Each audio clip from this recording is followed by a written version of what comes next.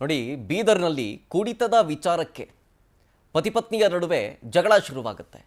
ಜಗಳ ಶುರುವಾದ ನಂತರವೇ ಇದು ಕೊಲೆಯಲ್ಲಿ ಅಂತ್ಯವಾಗ್ಬಿಟ್ಟಿದೆ. ಇದಾಗಿರೋದು ಬೀದರ್ನ ಬಾಚೇಪಳ್ಳಿಯಲ್ಲಿ. ಪತ್ನಿಯಿಂದಲೇ ಪತಿಯ ಕೊಲೆಯಾಗಿದೆ ನೋಡಿ.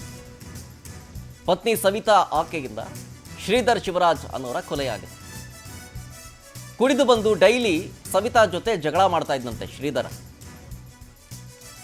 ಆಗಾಗ ಇದೇ ವಿಚಾರಕ್ಕೂ ಕೂಡ, ಅಂದರೆ ಕುಡಿದು ಬರ್ತಾನೆ ಅನ್ನೋ ವಿಚಾರಕ್ಕೆ ಸಂಬಂಧಪಟ್ಟಂತೆ ಗಲಾಟೆಗಳಾಗ್ತಾ ಇತ್ತು.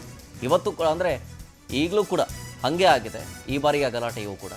ಆದರೆ ಈಗೇನಾಗಿದೆ, ಗಲಾಟೆ ಸಾವಿನಲ್ಲಿ ಅಂತ್ಯ ಆಗಿದೆ. ಈಗ ಆರೋಪ ಮಾಡ್ತಾ ಇರೋದೇನು, ಶ್ರೀಧರ್ನ ಕುಟುಂಬದವರು ಪತ್ನಿ ಸವಿತಾ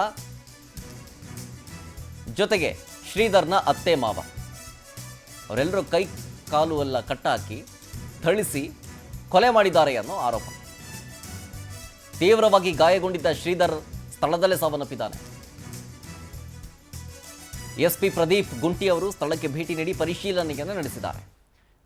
ನೋಡಿ, ಶ್ರೀಧರ್ ಮತ್ತು ಸವಿತಾ ಲವ್ ಮ್ಯಾರೇಜ್ ಆಗಿದ್ರು. 5 ವರ್ಷದಿಂದ ಅಷ್ಟೇ ಪ್ರೀತಿಸಿ ಮದುವೆ ಆಗಿದ್ರು.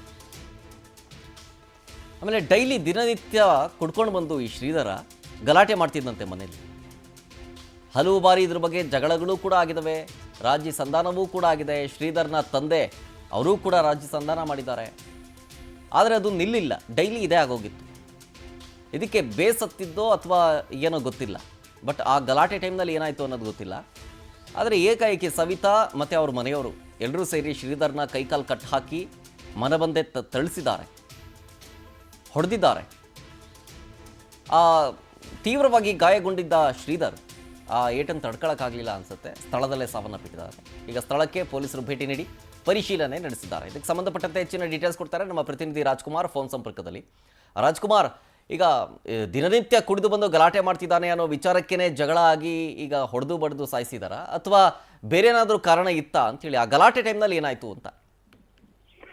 ಖಂಡಿತವಾಗ್ಲೂ ಶರತ್, ಏನು ಈ ಸಂತೂರ್ ಲಿಮಿಟ್ಸ್ ಪೊಲೀಸ್ ಸ್ಟೇಷನ್ ಬರುವಂತ ಲಿಮಿಟ್ಸ್ ಆ ವ್ಯಕ್ತಿ ಏನಿದ್ದಾನೆ 5 ವರ್ಷಗಳ ಹಿಂದೆ ಆಕೆಯನ್ನ ಪ್ರೀತಿ ಮಾಡಿ ಒಂದು ಮದುವೆ ಆಗ್ತಾನೆ. ಹಾಗಾಗಿ ಮದುವೆ ಆಗಿದ ನಂತರ ಒಂದು 2 ರಿಂದ 3 ವರ್ಷ ಚೆನ್ನಾಗಿರ್ತಾರಂತೆ. ಅದಾದ ನಂತರ ದಿನ ಕುಡ್ಕೊಂಡ್ ಬಂದು ದಿನ ಒಂದು ಗಲಾಟೆ ಮಾಡೋದಾಗಿರ್ಬೋದು, ಮತ್ತಂದ್ರೆ ವೈಯಕ್ತಿಕ ಮನಸ್ಸು ಬಂದಿರೋಗಿರ್ಬೋದು. ಸಾಕಷ್ಟು ಬಾರಿ ಏನು ಶ್ರೀಧರ್ ಅವ್ರ ತಂದೆ ಇರ್ತಾರೆ, ಅವ್ರ ತನ್ನ ಶ್ರೀಧರ್ ಪತ್ನಿಗಾಗಿರ್ಬೋದು, ಮತ್ತಂದ್ರೆ ಶ್ರೀಧರ್ಗಾಗಿರ್ಬೋದು ಸಾಕಷ್ಟು ಒಂದು ಕೂತ್ಕೊಂಡು ಒಂದು ಮನವರಿಕೆನೂ ಮಾಡಿರ್ತಾರೆ. ಹಾಗಾಗಿ ಯಾವುದೇ ಕೂಡ ಪ್ರತಿ ಅಂದ್ರೆ 2 ದಿನಕ್ಕೊಂದ್ಸಲ ಗಲಾಟೆ ಆಗ್ತಿತ್ತು ಅಂತ ಇಲ್ಲಿ ಸುತ್ತಮುತ್ತ ಜನರು ಹೇಳ್ತಿದ್ದಾರೆ. ಹಾಗಾಗಿ ನೀವು ನೋಡ್ಬೋದು, ಸಾಕಷ್ಟು ಬಾರಿ ಒಂದು ಆತ ಪತ್ನಿ ಮೇಲೆ ಸಾಕಷ್ಟು ಒಂದು ಹಲ್ಲೆ ಮಾಡಿದಾನೆ ಅಂತ ಕೂಡ ಆ ಪತ್ನಿಯ ಸಂಬಂಧಿಗಳು ಹೇಳ್ತಾ ಇದ್ದಾರೆ. ಹಾಗಾಗಿ ಶ್ರೀಧರ್ ತಂದೆ ಏನು ಆರೋಪ ಮಾಡ್ತಿದ್ದಾರೆ, ನನ್ನ ಮಗನಿಗೆ ಇವರು ಬೇಕಂತೆ ಹೊಡೆದು ಸಾಯಿಸಿದ್ದಾರೆ. ಹಾಗಾಗಿ ಸಾಕಷ್ಟು ಬಾರಿ ಗಲಾಟೆ ಆದ್ರೂ ಕೂಡ ಒಂದೇ ತಲೆ ಇರ್ತಿರು, ಅದು ಒಂದೇ ತಲೆ ಇದ್ರು ಕೂಡ ಅವ್ರು ನೀವು ಗಲಾಟೆ ಬೆಳಗ್ಗೆ ಗಲಾಟೆ ಮಾಡಿ ಸಾಯಂಕಾಲ ಒಂದಾಗ್ತಿದ್ರು.